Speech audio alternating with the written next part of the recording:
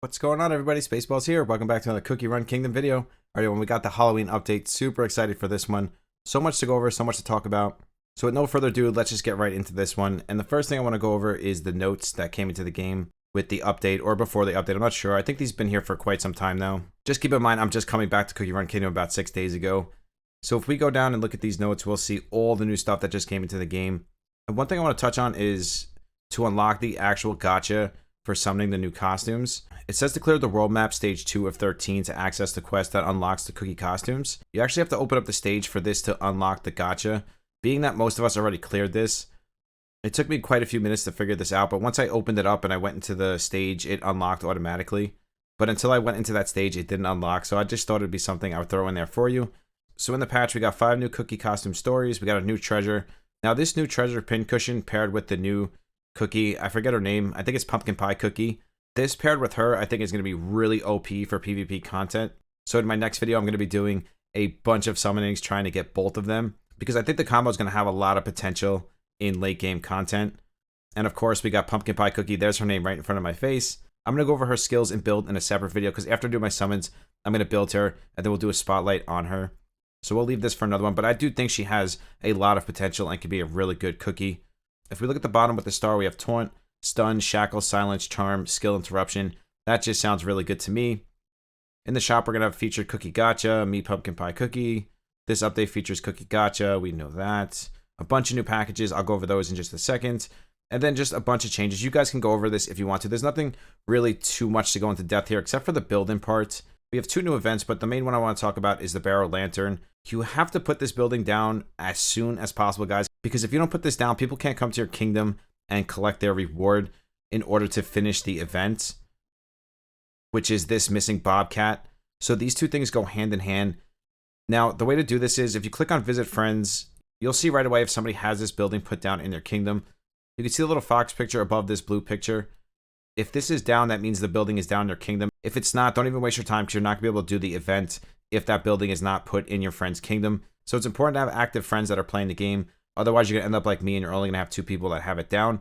So this will become a problem for me trying to finish this event. So to respect everybody that's on your friend list, put your building down right away. This way they can finish the event. It is a pretty solid event. And this is the Barrel Lantern that you want to put down right away. And when you go to your friend's town, this is what you want to click on. This way you can finish out that event. So basically, go to your friend's town. If they have that little cat that I showed you above their name, go to their town, click on this building, and it will progress you in that event. It's just really important to get this down as soon as possible. I put mine right on the open, so it's easy for people to find. The last 2 towns I went into, they had them buried and it was hard for me to find. Another nice thing you can do for your friends is put your Barrel Lantern down right in the middle of your town. This way they can find it right away. I had to dig through my last friend's town to find it. It was buried like in this back upper hand corner, and it took me like 3 minutes to find it. So if you want to be really nice to your friends, put it right in the open. This way they can just go in there, click it, and be on their way. Other than that, everything else is pretty straightforward as far as the events go. And then the top one, just do this at your own leisure. Just make sure you do it in the 20 days. This way you can collect all the rewards. And if you want the new costumes, I would do it even quicker. This way you can get your hands on some of these awesome costumes. And that's going to bring me into the packs that we just got. Now, I did buy 2 of them. I'm not a massive whale, but I do spend a little bit of money. So I did buy Volume 1. I always like the cheaper packs. This one's not bad, 10 bucks. You're going to get 300 rainbow cubes, a guaranteed epic and a 10 pull, 1200 crystals, and 50 electrodes. Electrodes are really good because you get your hands on Twizzly Gummy Cookie. A lot of those stages have full copies of her on it. So getting any of these electrodes is always a good thing. Volume 2, I'm not sure if I'm going to buy this yet. Depends on how my summons go in my next video. But for 22 bucks, not a bad value. Getting 600 rainbow cubes, 4,500 crystals, 80 electrodes, and 4 soul stones for Pumpkin Pie Cookie.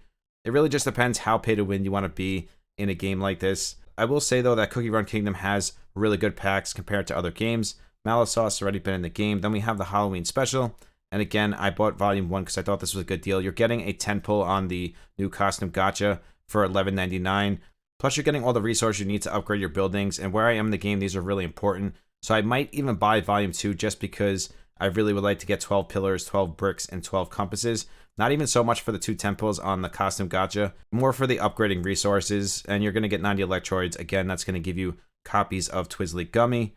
Just to throw in here really quick, I really like this Super Mayhem package. 240 electrodes, 5,000 crystals, all these XP jellies, 20 Mayhem tickets, 80 topping pieces for $17.99. I might buy me 1 or 2 of these in the future as well. I do have 80,000 gems, so I'm going to see how my summons go first before I start spending any more money. I already bought the volume 1, so I'm going to leave the volume 2s, and we'll see how the game does me. If the game does me really good, maybe I will.